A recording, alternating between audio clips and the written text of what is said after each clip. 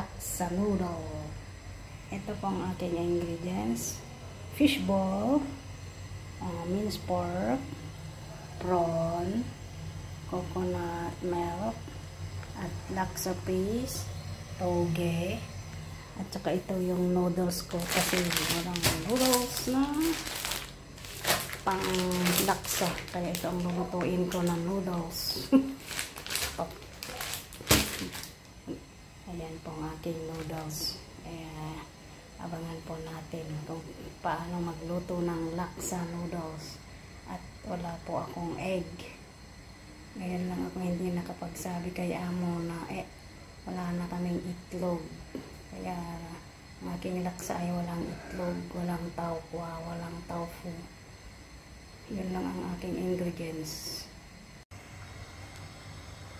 Ayan po, nagpapakulo ko ng spaghetti. Ito po ang gagawin kong noodle ng laksa. Kasi walang yung noodle talagang para laksa talaga. Ayan ang gagamitin ko. Lulutuin ko. Ayan o. Laksa noodles. Masarap yan. Sa dati kong alaga, yan lagi niyang kinakain. Sa baba. Kaya lang hindi ako nagluluto ng ganyan doon dati.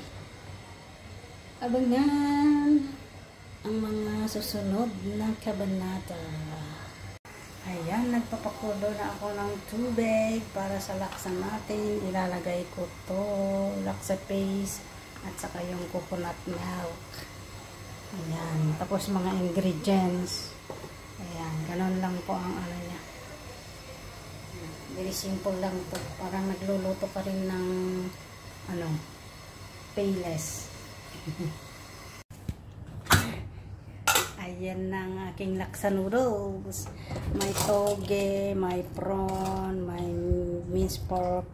Kulang ng itlog na nalaga. Ito lang yung sabaw niya. Tapos yung noodles na ginamit ko ay ang spaghetti noodles. Kasi talagang may panglaksa noodles talaga. Ayan o.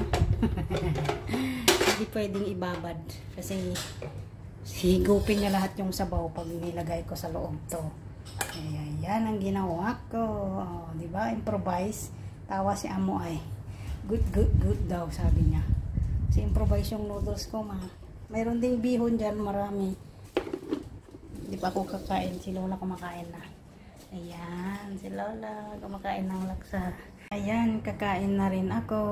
Oh, di ba? Kain na tayo, mga kachabi chik. Lagyan ko lang to ng noodles. Ay, yung gunting na kay Lola.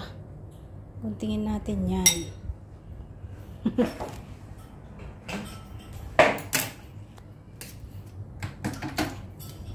Ayan, yung noodles ko din. Noodles din ako. Yan po ang laksa. Spaghetti noodles na to, hindi na laksa. So yung ginamit ko ay spaghetti. Konti lang na yung niluto ko, baka mamayang hapon ayaw na niyang kumain. Ang anghang daw, sabi niya masarap.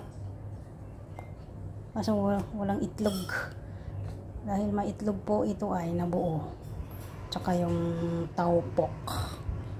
Ayan, ganyan lang siya.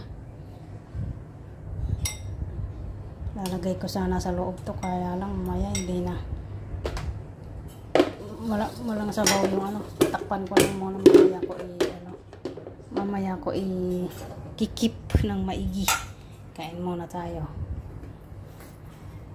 Ayan lalagyan ko din ng sabaw yung kakainin ko. Yan, may fishball. Fishball na dalawa. Saan na yung prawn? Kasi 6 lang yung nilagay kong prawn. Isa lang ang kainin ko dyan. Bawal yan. Ayan, toge, sprout. Oy, Lola, slowly. Spicy ah. Ayan, buti na lang konti lang yung nilagay kong sabaw niya. Pwede pang panghapon ni Lola yan kung gusto pa niya. Dadagdagan ko na lang ng toge pag kulang. Ayan. Ayan po ang aking kakainin. Grabe, ay. Mapaw na yung sabaw. Yan. Ay, Lola. Slowly po, Lola. Slowly. Ayan na ang aking laksa noodles. Kain na po tayo mga kachabi. Chik, chik, chik. Ayan po ang aming lunch. Simple lang na lunch. Tignan nyo, maanghang. Kasi, na ano si Lola sabaw. Umihigop kasi siya ng sabaw, nakita ko. Kaya ayan, oh, diba? Yan lang, ang ganito lang ang buhay dito sa abroad. Mga simpleng pagkain lang. Yung ano. Ayan, maraming salamat po nga Team Influencers, Team Nesnoy, Team Bernie Pogi Channel, Team Supportive, Teresa Team, magandang tanghali. Maraming salamat po sa inyong suporta, sa lahat po ng pumupunta sa aking live stream. Kahit minsan lang ako magpakita dahil alam nyo naman, nasa ibang bansa tayo, hindi pwedeng mag live stream, lalo na sa gabi. Dahil ako'y laging puyat. Walang tulog na maayos. Tingnan nyo.